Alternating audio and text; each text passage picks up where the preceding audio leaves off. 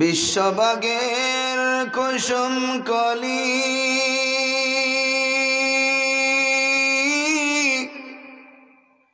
ঝরল যখন হিমেল ঝড়ে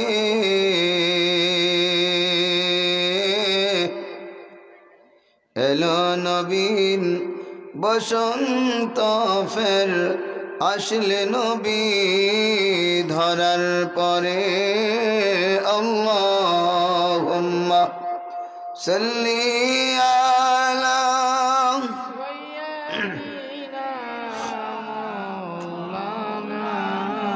মুহাম্মদ ওয়া আলা আলি সাইয়্যিদিনা মাওলানা। সকলে একটু জিকির করেন আল্লাহু আল্লাহ আল্লাহু আল্লাহ আল্লাহু আল্লাহু আল্লাহু আল্লাহু ইয়া যাল জালালি ওয়াল ইকরাম ইয়া আল্লাহু ইয়া সালাম ইয়া যাল জালালি ওয়াল ইকরাম ইয়া আল্লাহু ইয়া সালাম ইয়া জালিলুক ইয়া বুরহান ইয়া জালিলুক ইয়া বুরহান ইয়া হান্নানু ইয়া মান্নান আল্লাহু আল্লাহু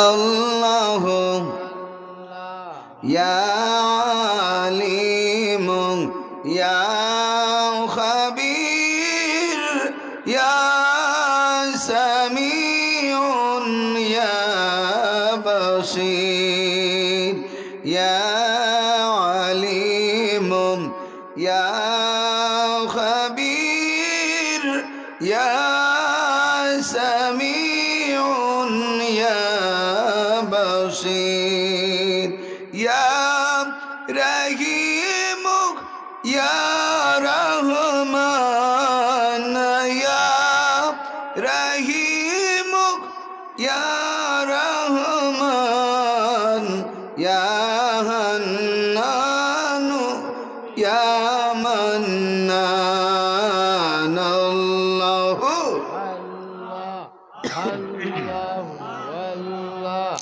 আল্লাহু আল্লাহু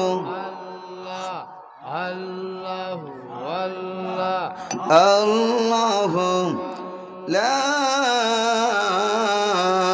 ইলাহা ইল্লাল্লাহু মুহাম্মাদুর রাসূলুল্লাহ সাল্লাল্লাহু আলাইহি ওয়াসাল্লাম। উপস্থিত সাতক থানার ঐতিহ্যবাহী গ্রাম রানামঙ্গল হজরত শাহজালাল রহমতুল্লাহ আলাইহি লতিফিয়া ইসলামী যুব সমাজ কল্যাণ সংস্থার উদ্যোগে ইসলামী সুন্নি মহাসম্মেলন। আজকের এই সম্মেলনের সম্মানিত সভাপতি সাহেব,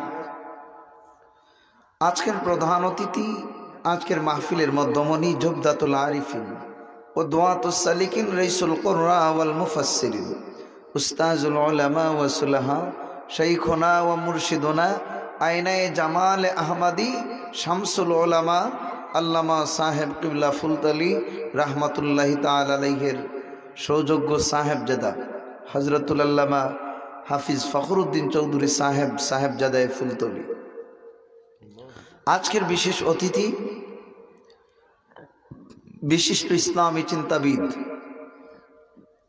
শত শত আলিমদের মাতার তাজ, সুনামগঞ্জের একমাত্র কামিল মাদ্রাসা বুরাইয়া কামিল মাদ্রাসার স্বনামধন্য ভারপ্রাপ্ত প্রিন্সিপাল হজরতুল আল্লামা সিরাজুল ইসলাম ফারুকী সাহেব দামাত বরকাতুহুল আলিয়া বারাকাল্লাহু ফি হায়াত, আর মুআজ্জাজ মুহতারাম হযরত উলামায়ে আহলে সুন্নাহ, আমার পিতৃতুল্য মুরব্বিয়ানে কারাম আলী আসাদুল্লাহ খালিদ সাইফুল্লাহ বিন হামজার আদর্শ সৈনিক, অত্র গ্রামে অত্র এলাকার তরুণ সমাজ, বিভিন্ন স্কুল কলেজ মাদ্রাসা ইউনিভার্সিটিতে অধ্যয়নরত আমার প্রিয় শিক্ষার্থী বন্ধুরা, মায়ের আদরের ছোট্ট ছোট্ট সোনামণিরা, পর্দার অন্তরালে অবস্থানরত আমার শ্রদ্ধেয় সম্মানিত মা এবং বোনেরা, বক্তৃতার প্রারম্ভে আল্লাহ সুবহানাহু ওয়া তাআলার অসংখ্য শুকরিয়া জ্ঞাপন করছি, যিনি আমাদেরকে আজকের মোবারক মাজলিসে জান্নাতি বাগানে আসার, বসার, বলার এবং শোনার তৌফিক দান করেছেন। সেই জন্য অন্তরের অন্তঃস্থল থেকে হৃদয়ের কৃপণতা দূর করে উচ্চ আওয়াজ একবার বলুন আলহামদুলিল্লাহ। লক্ষ কোটি দরুদ ও সালামের হাদিয়া জানাই শাহান শাহে মদিনা সরকার দো আলম রহমতে আলম নূরে মুজস্সম হুজুরে পুরনুর সাহিবুল আওলাক মাকামে মাহমুদ, উত্তাল সমুদ্রের পাঞ্জেরি, গভীর নিশিরে সুরভিত হাসনাহানা, শামসুদ্দোহা বদরুদ্দুজা নূরুল হুদা, ইমামুল কিবলাতাইন জাদ্দাল হাসান ওয়াল হুসাইন, ইমামুল আম্বিয়া ইমামুল মুরসালিন খাতামুন নবিয়্যিন শাফিউল মুজনবিন জনাব আহমদ মুজতবা মুহাম্মদ মুস্তাফা সাল্লাল্লাহু আলাইহি ওয়াসাল্লামের নুরানি কদম মুবারক, যাকে আল্লাহ পাক সৃষ্টি না করলে तमाम পৃথিবীর কোনো কিছু সৃষ্টি হতো না, ঠিক কিনা? প্রিয় হাজরিন, বক্তৃতার ভূমিকা দীর্ঘায়িত করছি না। কোরআনুল কারিম থেকে, ফুরকানুল হামিদ থেকে আমি ছোট্ট একখানা আয়াতে কারিমা তিলাওয়াত করেছি। আল্লাহ যদি আমাকে সেই আয়াতের আলোকে কিছু বলার তৌফিক দান করেন, আপনাদেরকেও যেন শোনার তৌফিক দান করেন, হেদায়েতের উদ্দেশ্যে সওয়াবের নিয়তে আল্লাহ যেন আমাদের সবটুকুন আয়োজনকে কবুল করেন, বলেন আল্লাহুম্মা আমিন। আমার বলার আওয়াজে আপনারা বুঝতে পারছেন যে আসলে আমি শারীরিক অসুস্থ, আসলে খুবই অসুস্থ, কিন্তু আল্লাহ যদি আমাকে তৌফিক দান করেন কিছু বলার, বলতে পারবো, আর না হয় আমার নিজ থেকে বলার কোনো সাধ্য একেবারেই নাই। বিশেষ করে আমি শুরুতে মোবারকবাদ জ্ঞাপন করছি আমার এই যুব কল্যাণ পরিষদের ভাইদেরকে, যারা 360 আউলিয়ার শিরোমণি শাহজালাল মুজাররদি আমুন এবং আমার সাহেব কিবলার নামে তাদের যুব সমাজের নামকরণ করেছেন। এই সমস্ত যুবকদেরকে আমার পক্ষ থেকে মোবারকবাদ জ্ঞাপন করছি। এরা যদি ইচ্ছে করত তাহলে এখানে ইসলাম বিরোধী নাচ গানের আসর বানাতে পারত, ঠিক কিনা? কথা বলেন না কেন? কিন্তু আল্লাহর প্রতি, রাসূলের প্রতি তাদের মহব্বত আছে বিদায় তারা আজকের আয়োজন করেছে। তাদেরকে আমি সাধুবাদ, তাদের আব্বা আম্মা যারা তাদের জীবন সার্থক হয়ে গিয়েছে, যে যারা কোরআন ও হাদিসের বাগান সাজিয়েছে, ঠিক কিনা? আমি ছোট্ট একখানা কোরআনের আয়াত তিলাওয়াত করেছি। যেই মানুষ আল্লাহ এবং তার রাসূলের পথ অনুসরণ করে, যারা কোরআনের পথকে অনুসরণ করে, কোরআনকে মহব্বত করে, আল্লাহ তাদেরকে মহব্বত করেন কি করেন না? আরো জোরে বলেন। আল্লাহ সুবহানাহু ওয়া তাআলা তিনি বলেছেন যালিকাল কিতাব, এইটা এমন একটি কিতাব লা রাইবা ফি, যাতে বিন্দু মাত্র কোনো সন্দেহ নাই। কোরআনুল কারিমে আমাদের কোনো সন্দেহ আছে? কথা বলেন না কেন? নাই। হুদাল্লিল মুত্তাকিন, বরঞ্চ এইটা মুত্তাকি যারা তাদেরকে হিদায়াত দেয়। সুবহানাল্লাহ, আর জোরে বলেন সুবহানাল্লাহ। কোরআনের সঙ্গ ধরেছেন এমন কোনো মানুষ নাই যে কোরআনের সঙ্গ গিয়া তিনি খারাপ কাজে লিপ্ত হয়েছেন, এইরকম উদাহরণ উপমা নাই। কোরআনুল কারীম মানুষের জীবন উজালা করে, ইহকালীন সময় পরকালীন সময় উভয় কাল মানুষের উজালা করে। যদি মানুষ কোরআনের আলোকে আলোকিত করতে চায়, ঠিক কিনা? কোরআনের পথ যারা ধরে তাদের জীবন উজালা। আমরা কোরআনের পথে চলতে চাই কি চাই না? আরো জোরে বলেন, চাই কি চাই না? শুরুতে একটা এক্সাম্পল দেই। কোরআনের আওয়াজের চেয়ে মধুর কোনো আওয়াজ এই পৃথিবীতে আর হতে পারে না। দেখেন, এক আল্লাহর কামিল অলির নাম বিশরে হাফি, কেউ বলেছেন বাশার হাফি। বিশরে হাফি উনির আগের জীবন, তিনি ছিলেন একজন মদ্যপানকারী মানুষ। তার সারাটা জীবন মদের আড্ডায় লিপ্ত থাকতেন। আল্লাহ ইচ্ছে করলে খারাপ মানুষকেও ভালো করতে পারেন, ঠিক কিনা? তার সারাটা জীবন মদ পান করতেন, মদের আড্ডায় মেতে উঠতেন। মা অনেকক্ষণ তাকে বুঝান, কিন্তু মায়ের কথায় কান দেন না। একদিন চলার পথে দেখেন সাদা একটি কাগজের টুকরায় আরবি অক্ষর লিখিত আছে, বিসমিল্লাহির রহমানির রহিম। তিনি তার মায়ের কাছে এনে বললেন, আম্মা জান, চলার পথে কাগজের এক টুকরা পেলাম, কাগজের টুকরায় কি লেখা মা? সেই ভাষা আমার চিনা জানা নেই। মা বললেন, রে বাবা, চলার পথে যে কাগজের টুকরা পেয়েছো, এই কাগজের টুকরায় কি লেখা তুমি জানো? যে না মা। বাবারে, যিনি তোমার স্রষ্টা, আমার স্রষ্টা, খালাকাল ইনসান, যিনি মানুষকে সৃষ্টি করেছেন, এই স্রষ্টার বাণী সর্বপ্রথম কুরআনুল কারীম উচ্চারণ করতে যেই শব্দ, এইটা হলো বিসমিল্লাহির রহমানির রহিম। তোমার প্রভুর বাণী তুমি পেয়েছো, সুবহানাল্লাহ। তিনি বললেন, মা, তাহলে এটার সম্মান কিরকম করা যায়? তিনি বললেন, রে বাবা, এইটা যদি তুমি সম্মান করতে চাও, উঁচু জায়গায় স্থান করে দাও, কারণ কুরআনুল কারীম নিচু স্থানে রাখা যায়।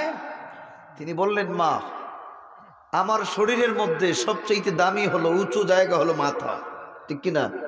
মাথা ছাড়া আর কোথাও এইটা রাখা যায়?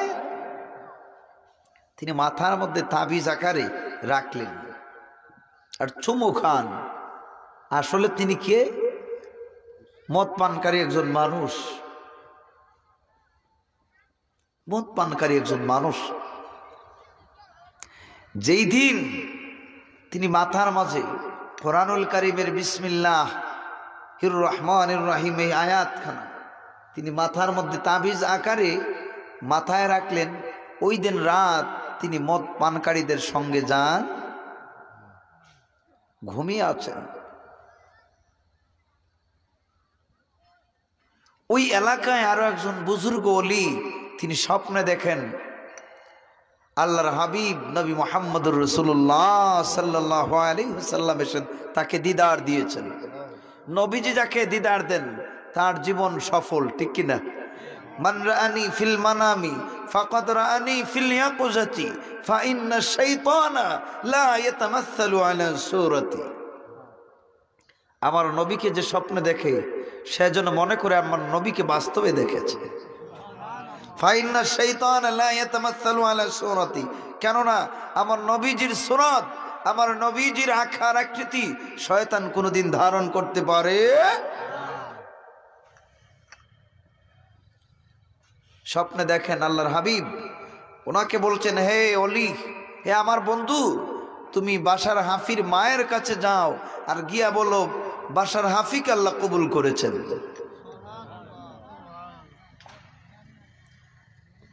ঘুম থেকে উঠে আল্লাহর অলি তার বাড়িতে এসেছেন, আর তিনি সারা রাত ঘুমিয়ে পড়েছেন, ঘুম থেকে উঠেন নাই। কিন্তু বাশার হাফির মা তিনি দোয়া করেন। বাড়িতে এমন বড় বুজুর্গ এসেছেন, বাশার হাফির মা খবর পেয়েছেন যে আল্লাহর কামিল বুজুর্গ তার বাড়িতে এসেছেন। তিনি বললেন, হুজুর, আমি অনেক আনন্দিত, আমি মদকুরের মায়ের বাড়িতে আপনি কেমন করে আসলেন? আল্লাহর ওলি বলছেন, গো বিশরে হাফির মা, তুমি জানো না গত রাত্রিতে রাসূল মাকবুলের সাথে আমার দিদার হয়েছে। রাসূল আমাকে বলছেন বাশার হাফিক আল্লাহ কবুল করেছেন। আমি জিজ্ঞেস করলাম, ইয়া রাসূলুল্লাহ, বাশার হাফি তো একজন মদ পানকারী মানুষ। আল্লাহর হাবিব আমাকে বললেন যে মদ পান করতে পারে, কিন্তু আমার কোরআনকে মহব্বত করার কারণে আমি আল্লাহ তার মান মর্যাদা বাড়ায় দিয়েছি। নবীজি আমাকে এই কথা বললেন। এখন জানতে চাই বাশার হাফি কি রকম কোরআনে কারিমকে মর্যাদা দিল। বাশার হাফির মা বলেন, হুজুর এমন কোনো কিচ্ছু নয়, সাধারণ একটা বিষয়। হুজুর আমার ছেলে বিশরে হাফি মদের আড্ডা থেকে আসার পথে আল্লাহর ওলি গো, এই যে দেখেন বিসমিল্লাহির রহমানির রহিম, এই আয়াতটুকু একটি সাদা কাগজের টুকরায় লেখা আছে। ওগো আল্লাহর ওলি, আমার ওই ছেলে এই কাগজের টুকরা পেয়ে আমার কাছে নিয়ে এসেছে। এসে বলে, আম্মা জান গো, ও আমার আম্মা জান, এই কাগজের টুকরার মধ্যে কি লেখা গো? আমি বললাম, বাবা রে, এই কাগজের টুকরায় অন্য কিছু নয়।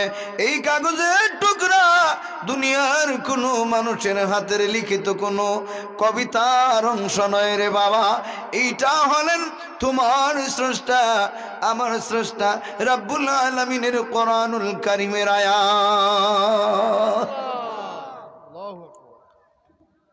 আমার বাশার হাফি বলে, আম্মা জান, জি আল্লাহ আপনাকে আমাকে সৃষ্টি করলেন, সেই আল্লাহর আয়াতি কারিমা গো মা, কোন জায়গায় রাখলে আমার মহব্বত হবে, তাজিম হবে, কোন জায়গায় রাখলে তার সম্মান বৃদ্ধি পাবে? আমার মা বললেন, বাশার হাফি রে, এইটা তোমার উঁচু জায়গায় রেখে দাও, যেই জায়গা তোমার কাছে সবচেয়ে সম্মানিত। আল্লাহর ওলি গো, আমার ছেলে বাশার হাফি তার মাথার মধ্যে তাবিজ আকারে বানায়া এমন সুন্দর করে রেখেছে। এই দেখেন সারাটা রাত এই তাবিজ মাথায় দেওয়ার কারণে আমার বাশার হাফি আর মদ্যপান করার আড্ডায় যায় নাই। আল্লাহর ওলি বললেন, ও বাশার হাফির মা, তোমার ছেলে কোরআনুল কারীমের আয়াতকে মাথার মধ্যে তাবিজ আকারে সম্মান করার কারণে আমার আল্লাহ বাশার হাফিকে আল্লাহর মনোনীত ওলি নির্বাচিত করেছে। বাশার হাফি ঘুম থেকে উঠলেন, মা বললেন, বাশার হাফি রে,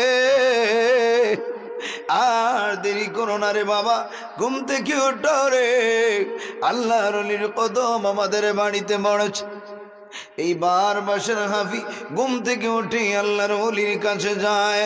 আল্লাহর ওলি হাত দিয়ে মালিশ করেন আর বলেন, হ্যাঁ বাশার হাফি, তোমার জীবন ধন্য হয়েছে। কোরআনুল কারীমকে মহব্বত করার কারণে আল্লাহ রাব্বুল আলামিন তোমার মতো একজন মদপানকারী মানুষকে আল্লাহর ওলি হিসাবে মনোনীত করেছে। তিনি বললেন, আম্মা জান গো, অনেকক্ষণ তুমি আমাকে বুঝালে গো মা, আমি তোমার কথা বুঝি নাই, আমি জানি না কোরআনুল কারীম যেই রকম হেদায়াত দেয় গো আম্মা জান। আমি মদের আড্ডায় যাই নাই, আজকে রাত আমার মদের আড্ডার লোকেরা, আমার বন্ধু বান্ধব সকলে এসে আমার কাছে বলে, বাশার হাফি রে, এই দেখো মদের আড্ডায় চলে যাই, অনেক রকমের মদের বোতল আমাদের হাতে। আমি তাদেরকে বললাম, না রে ভাই, ও আমার বন্ধুরা, আমি আজ থেকে আর মদের আড্ডায় যেতে পারি না। কেন রে বাশার হাফি, কে তোমাকে বারণ করলো, কে তোমাকে নিষেধ করলো?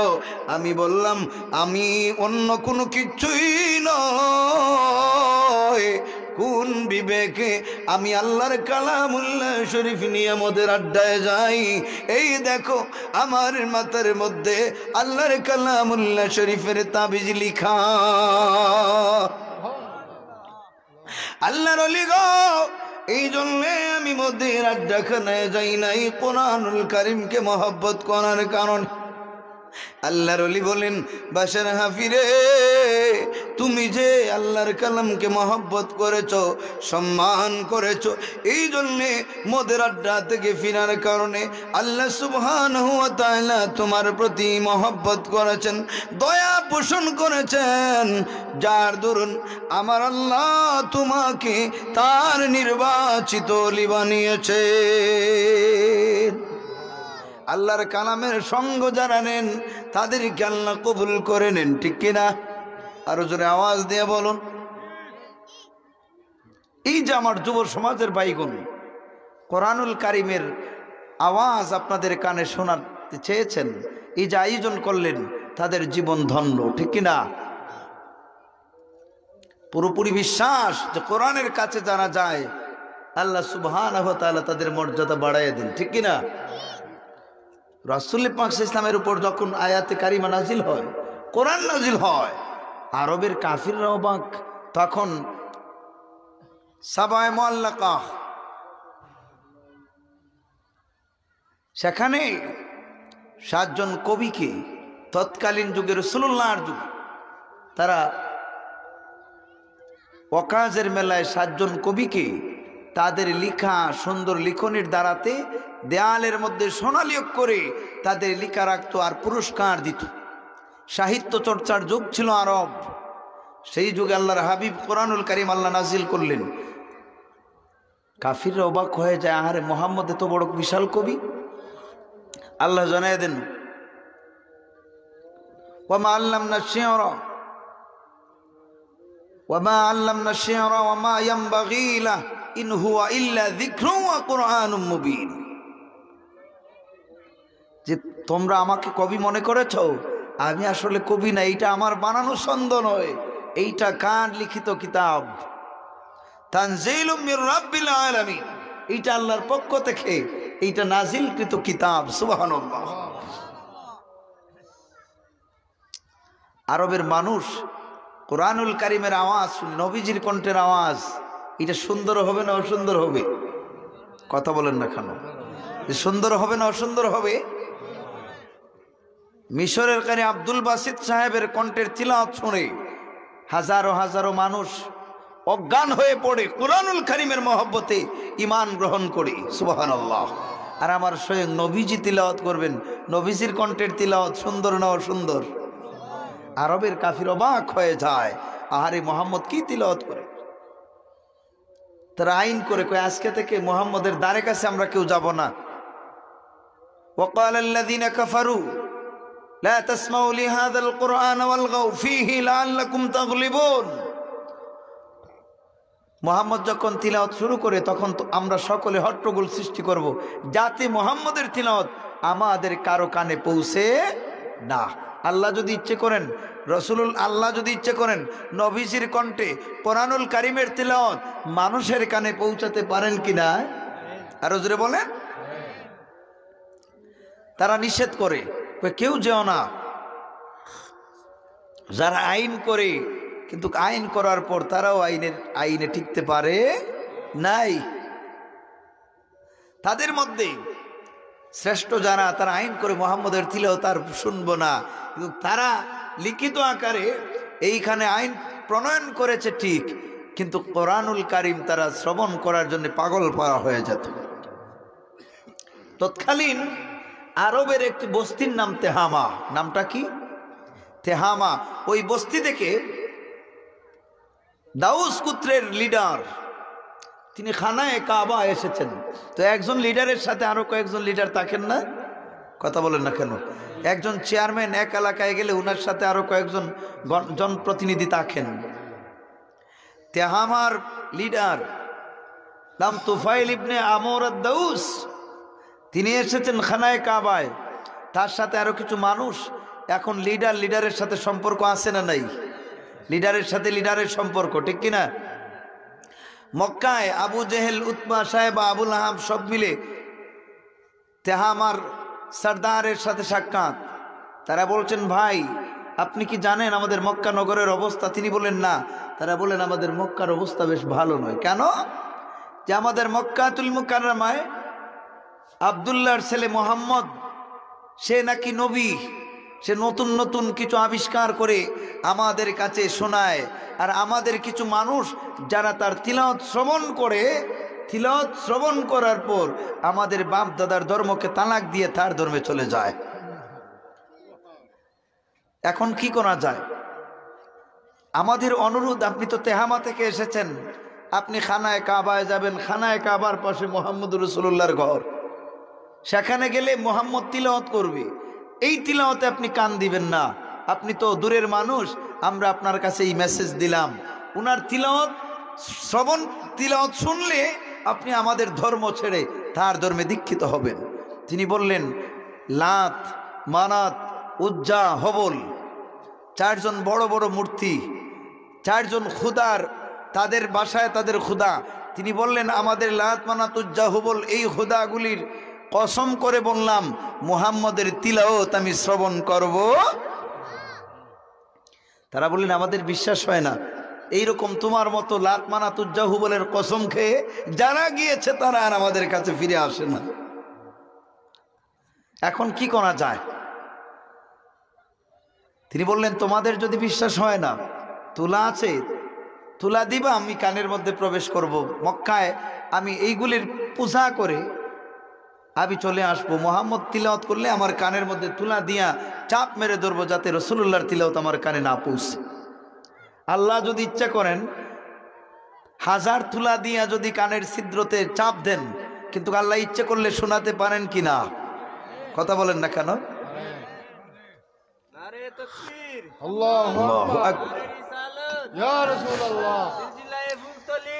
এখন কানের মধ্যে তুলে নিয়া দাউস গোত্রের সরদার তুফাইল ইবনে আমর তিনি রওনা হয়েছেন, খানায় কাবায় যাবেন 360 মূর্তির উপাসনা করার জন্যে।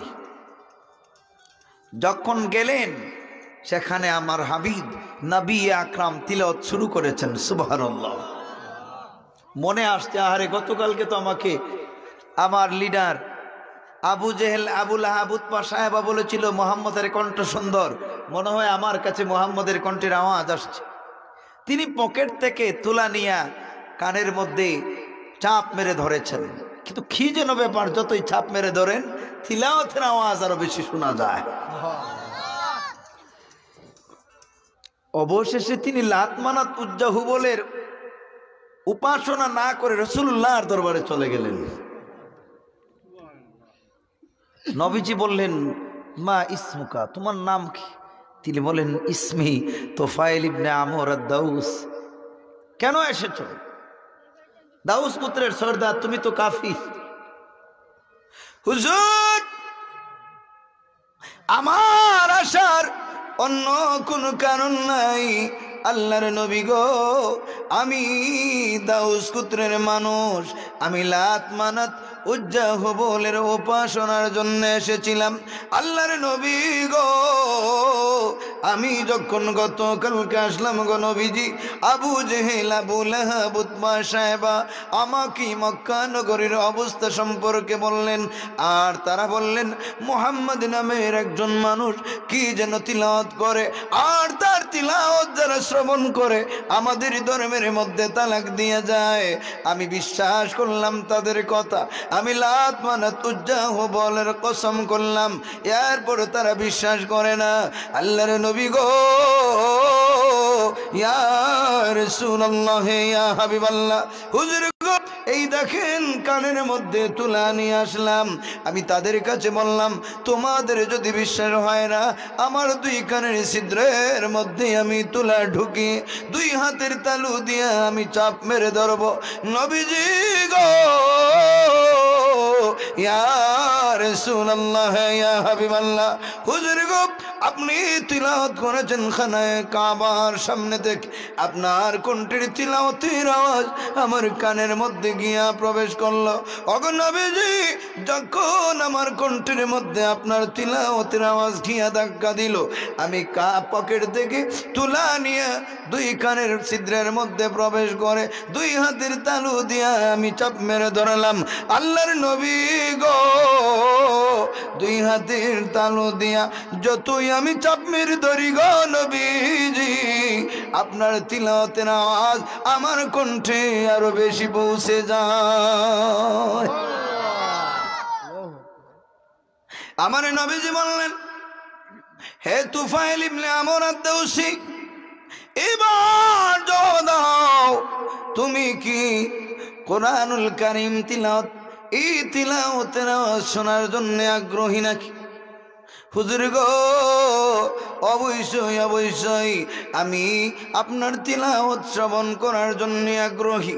আমার মনে চায়, যার উদ্দেশ্যে আমি এসেছিলাম, লাত মানাত উজ্জা হুবলের উপাসনা করার জন্য, আল্লাহর নবী গো, এখন আমার মনে চায় লাত মানাত উজ্জা হুবলকে আমার জীবন থেকে চিরতরে তালাক দিয়া দিতে। আল্লাহু আকবার। ইয়া রাসূলুল্লাহ। ঘরে ঘরে জালো। নবীজি আমার বলেন, এ তুফাইল ইবনে আমর আদ-দাওসী, এইবার শুনে যাও, তুমি যে আমার কাছে এসেছো, তোমার মন কি চায়? হুজুর গো, আমার মন চায় আপনার কালামুল্লাহ শরীফের তিলাওয়াতের আওয়াজ আরো বেশি করে শুনতে। আমার নবীজি বললেন, তুফাইল ইবনে আমর আদ-দাওসী রে, তোমার মনে চায় কোরআনুল কারীমের তিলাওয়াত শুনতে, তুমি না কানের মধ্যে তুলা দিয়ে আসি। হুজুর গো, যেই লাত মানাত উজ্জা হুবলের কসম করেছিলাম, এইগুলিকে আমার জীবন থেকে বিদায় দিলাম। যতদিন আমি তাহামায় বেঁচে থাকি গো নবীজি, আরবের মধ্যে যতদিন বেঁচে থাকি, আপনার ইসলামের উপর অটল থাকতে চাই। আল্লাহর নবী গো, মেহেরবানি করে আমাকে মাফ করে দেন, আর আপনার নূরের কালমা পড়াইয়া আমাকে মুসলমান বানাইয়া দেন। কোরআনুল কারীম মানুষের অন্তরে প্রবেশ করলে মানুষের জীবনের পরিবর্তন আনে, ঠিক কিনা? আরো জোরে বলেন। কোরআনুল কারীম, আরে ভাই দেখেন না, একবার আমেরিকাতে ধর্ম নিয়ে প্রতিযোগিতা হলো, কনফারেন্স, কি নিয়া? ধর্ম নিয়া।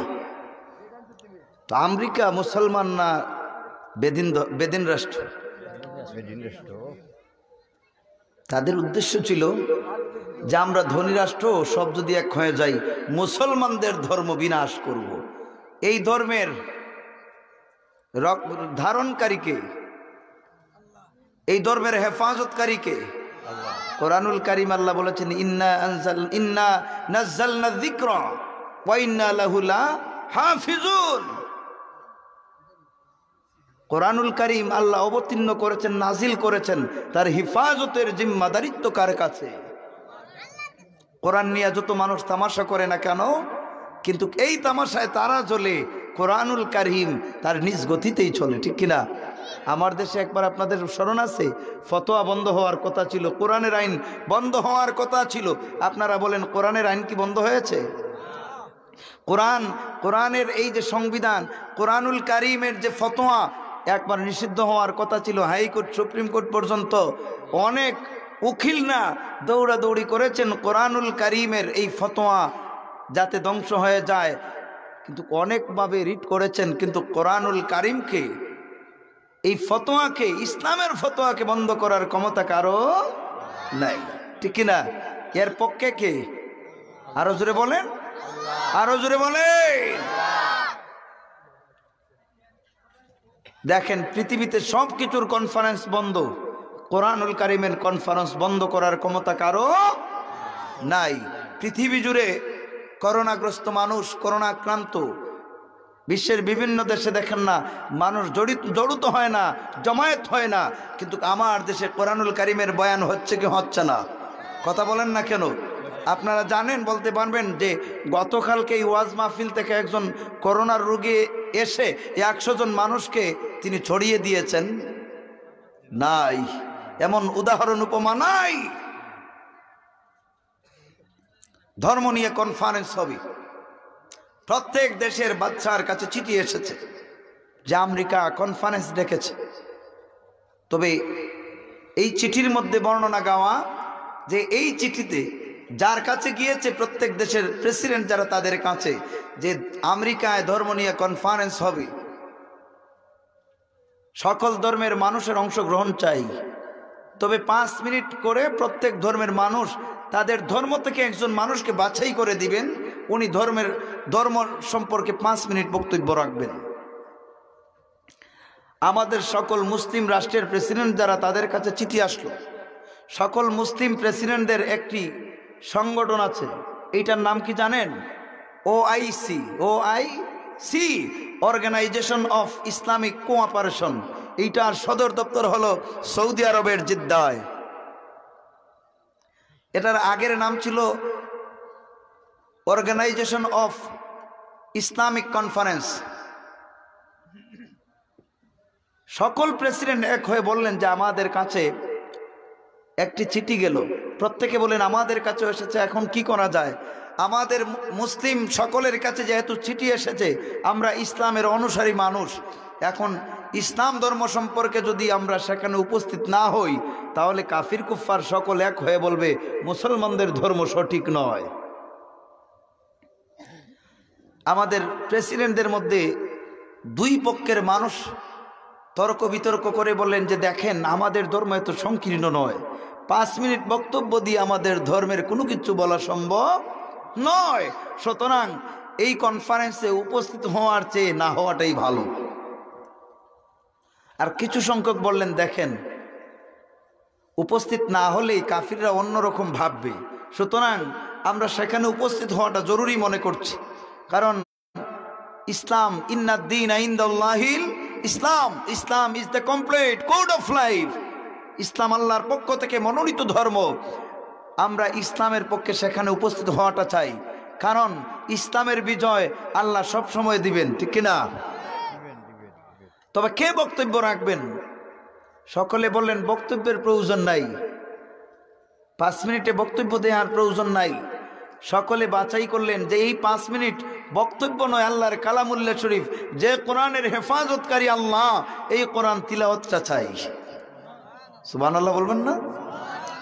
কে তিলাওয়াত করবেন? এখন প্রেসিডেন্টগণ নিউট্রাল, যে আমাদের পক্ষে কোরআন তিলাওয়াত হবে না, কোরআনুল কারীম তিলাওয়াত করবেন মিশরের তৎকালীন গোটা পৃথিবীর বিশ্বসেরা কারি আব্দুল বাসিত সাহেবের নাম ঘোষণা করা হলো। আলিমদের মর্যাদা আছে না নাই? আরো জোরে বলেন।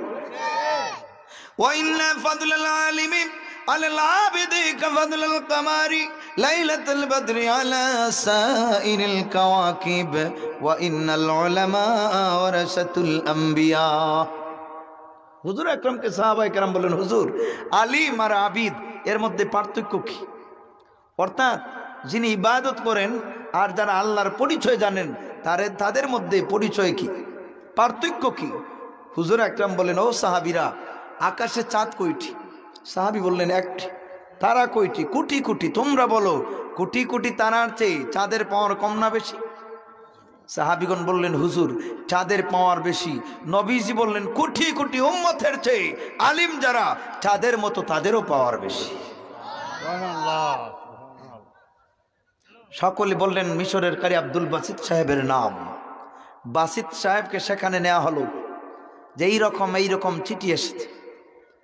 এখন মুসলিম কান্ট্রির সকল একমত, আপনি সেখানে উপস্থিত হবেন, আপনার পিছনে আছে আমরা, আর এই 5 মিনিট বক্তব্যের প্রয়োজন নাই, আপনি কোরআনুল কারীম তিলাওয়াত করবেন। তবে নিয়ম কানুন শুনেন, 3 মিনিট চলে যাওয়ার পর তাদের হলুদ বাতি জ্বলবে। কি বাতি? হলুদ বাতি, অর্থাৎ সিগন্যাল লাইট। আর বেশি সময় নয়, 1 মিনিটের ভিতরে আপনার বক্তব্য শেষ করবেন। 4 মিনিট হয়ে গেলে হলুদ বাতি জ্বলবে, আর 5 মিনিট হয়ে গেলে লাল বাতি জ্বলবে। লাল বাতি জ্বললেই আপনার বক্তব্য শেষ। তিনি বললেন, আপনাদের যেই রকম তাদের নিয়ম নীতির চিঠি আপনাদের কাছে এসেছে, আপনারা যেহেতু সকল মুসলিম প্রেসিডেন্ট আমাকে বলেছেন, আপনাদের কথায় আমি রাজি হলাম। ও মুসলিম প্রেসিডেন্টরা, এইবার জেনে নিন, আমি আব্দুল বাসিত হলুদ বাতিও বুঝি না, লাল বাতিও বুঝি না, যতক্ষণ পর্যন্ত আমার প্রাণের বাতি নিভবে না ততক্ষণ পর্যন্ত আমি আব্দুল বাসিদের কণ্ঠ থেকে আল্লাহর কালামুল্লাহ শরীফ বন্ধ করার ক্ষমতা কারো নাই।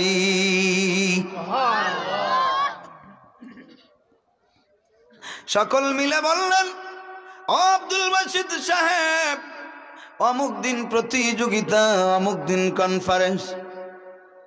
প্রেসিডেন্ট কোনো সেখানে গেলেন, আব্দুল বাসিদ সাহেবও গেলেন। যখন নাম ডাকা হলো, মুসলমানদের মধ্যে বক্তব্য নিয়ে আসবেন বিশ্বকারী আব্দুল বাসিদ মিশরি। কারি আব্দুল বাসিদ সেখানে গেলেন, গিয়া কোরআনুল কারীম তিলাওয়াত করেছেন। এক বইয়ের মধ্যে আমি দেখেছি হযরত আব্দুল বাসিদ তিনি আউযু বিল্লাহ বিসমিল্লাহ বলে কালামুল্লাহ শরীফ তেলাওয়াত করলেন। কারীদের একটি নিয়ম নীতি আছে, কোন জায়গায় লম্বা হবে, কোন জায়গায় খাটো হবে, কোন জায়গায় গুন্না হবে, সব কিছু কারি সাহেব জানেন, ঠিক কিনা? আরো জোরে বলেন। কারি আব্দুল বাসিদ আউযু বিল্লাহি মিনাশ শাইতানির রাজিম এইরকম আওয়াজ দিলেন। কারি সাহেবদের লক্ষ্য উদ্দেশ্য হলো একটা, যখন আল্লাহর কালামুল্লাহ শরীফ তিলাওয়াত করবেন কোন জায়গায় ওয়াকফ করবেন, থামবেন, থামার পর আবার শ্বাস নেন, আবার তিনি কোরআনুল কারীম তিলাওয়াত করেন, ঠিক কিনা? কারি আব্দুল বাসিদ সাহেব আউযু বিল্লাহ তিনি পড়েছেন, তিলাওয়াত করেছেন। তো কারি তো আউযু বিল্লাহ তিনি তিলাওয়াত করার পর সামান্য সময় রেস্ট নিয়েছেন, শ্বাস নিয়েছেন। মুসলমানদের মধ্যে কিছু সংখ্যক মুসলমান তারা বলে, আহারে 5 মিনিটের বক্তব্য, আউযু বিল্লাহ যদি 1 মিনিট চলে যায়, বাকি আছে কয় মিনিট? আরো জোরে বলেন, আরো জোরে বলেন। বিসমিল্লাহির রহমানির রহিম। আরো 1 মিনিট বিসমিল্লাহ বললেন, আধা মিনিট, আর শ্বাস নিলেন আধা মিনিট, গেল কয় মিনিট? আর বাকি আছে কয় মিনিট? মুসলমানদের মধ্যে কিছু সংখ্যক প্রেসিডেন্ট বললেন, তার চেয়ে আমাদের মসজিদের মুয়াজ্জিন সাহেব ভালো। 2 মিনিট চলে গেল, আউযু বিল্লাহ আর বিসমিল্লাহ বলা, আর বাকি আছে কয় মিনিট? 3 মিনিট। কারি আব্দুল বাসিদ সাহেব তিলাওয়াত শুরু করলেন। এক বই আমি দেখেছি সূরা ইয়াসিন থেকে শুরু করেছেন, আর এক বই আমি দেখলাম সূরা ফাতিহা থেকে শুরু করেছেন। এক পৃষ্ঠার পর এক পৃষ্ঠা তিলাওয়াত করেন, তিলাওয়াত করেন, বন্ধ হয় নাই। সকলে অবাক দৃষ্টিতে আব্দুল বাসিদ সাহেবের চেহারার দিকে তাকায় থাকে। হঠাৎ করে বিচারকের মধ্যে একজন বলেন, এত পৃষ্ঠা চলে যায় কেমন করে 5 মিনিটে সম্ভব?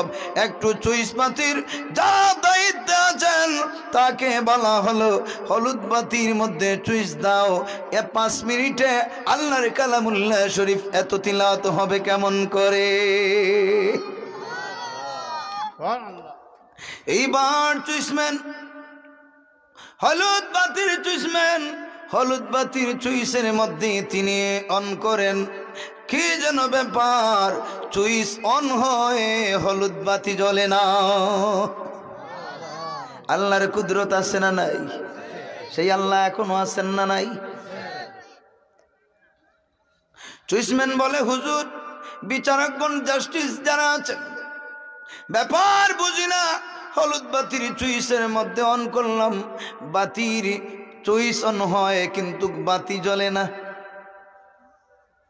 লাল বাতির চুইসম্যানের দায়িত্বে যিনি আছেন তাকে বলা হলো, আপনি চুইসের মধ্যে অন করেন। এখন চুইস অন হয়, ঠিক যেমনি হলুদ বাতি জ্বলে না, সেম তেমনি লাল বাতিও জ্বলে না। এইবার ঘড়ির সামনে প্রত্যেকে তাদের হাত ঘড়ির দিকে তাকায়, কিন্তু কি যেন ব্যাপার, কারো হাত ঘড়ির কাঁটা ঘুরে না।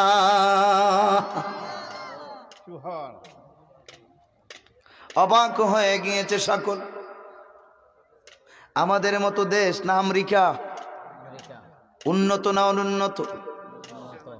সাথে সাথে ইলেকট্রিশিয়ান আনা হলো। ইলেকট্রিশিয়ান ব্যাপার কি, লাল বাতি হলুদ বাতি জ্বলে না আমাদের এত বড় প্রোগ্রাম কনফারেন্স। ইলেকট্রিশিয়ান সব কিছু দেখে বলে আমিও বুঝি না। সব ইলেকট্রিশিয়ান তারা সব অবাক হয়ে যায়। আমরা লাইন চেকিং করলাম, চেকিং এর মধ্যে কোনো সমস্যা নাই, কেন যেন বাতি জ্বলে না আমরাও জানি না।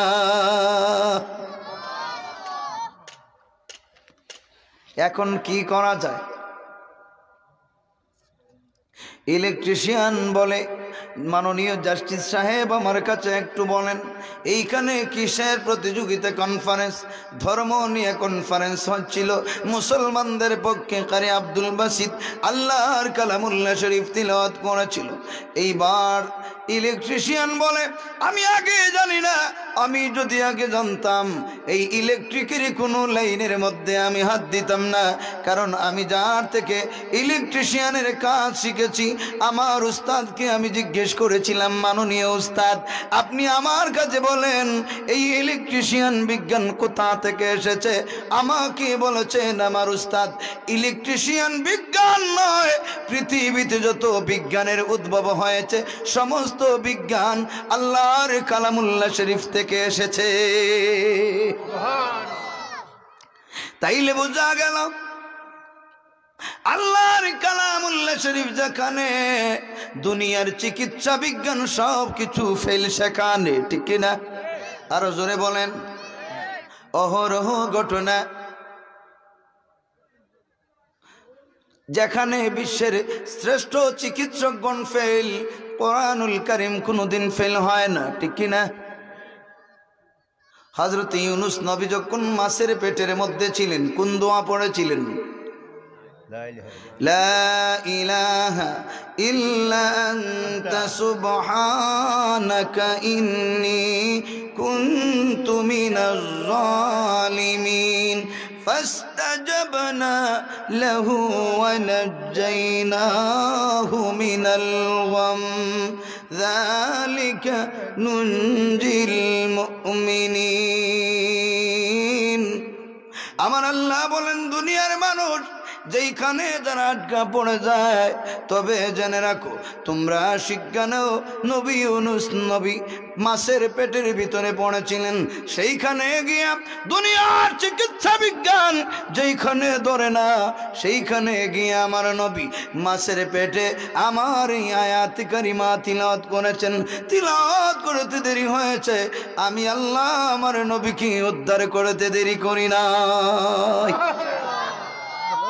ও পৃথিবীর মানুষ, তোমরা এখান থেকে শিক্ষা নাও। আজও যদি তোমরা মুমিন হয়ে থাকো, আর যদি এরকম সমস্যায় পড়ো, তবে জেনে রাখো এইভাবে যদি তোমরা পড়ো ইয়াকিনের সাথে, আমি আল্লাহ রাব্বুল আলামিন তোমাদেরকে মুক্তি দিব।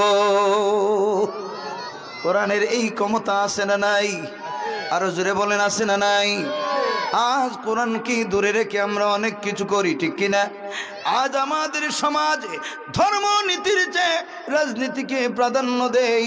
ওরে ভাই, তুমি যখন মরে যাবে, মরার পর তোমার লাশটা নিয়ে যখন কবরে রাখা হবে, বলা হবে বিসমিল্লাহি ওয়া আলা মিল্লাতি রাসূলিল্লাহ।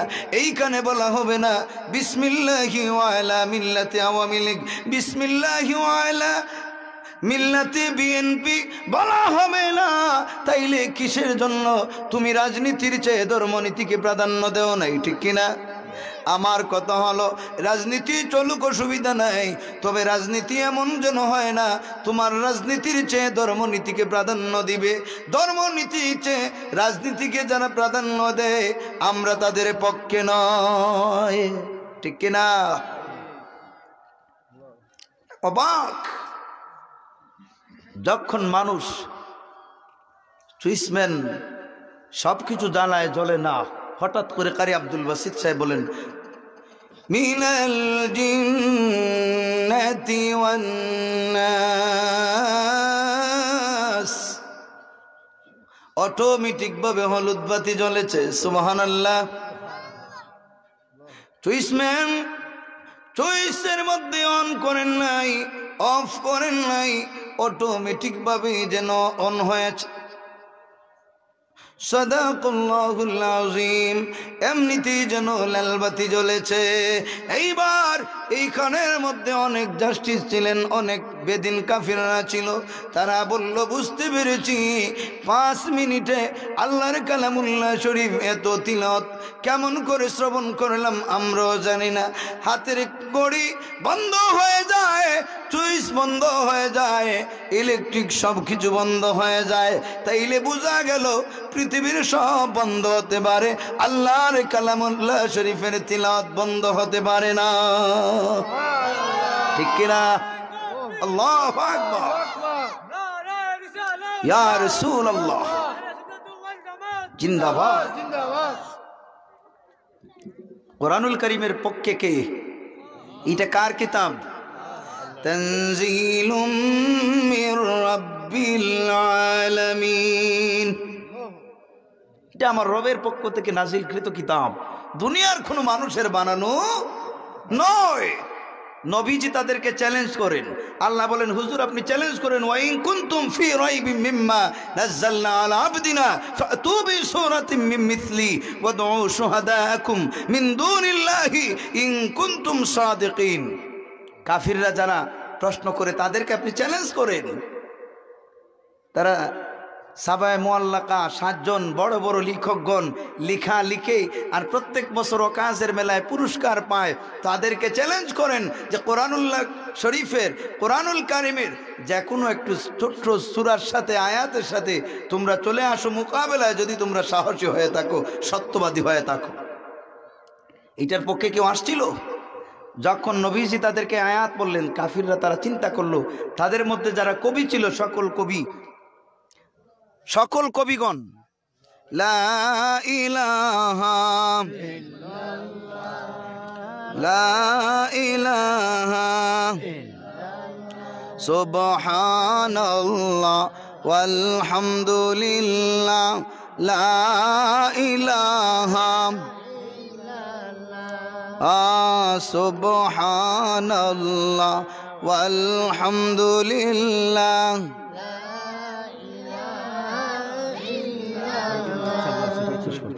লা ইলাহা লা ইলাহা সুবহানাল্লাহ ওয়ালহামদুলিল্লাহ লা ইলাহা লা ইলাহা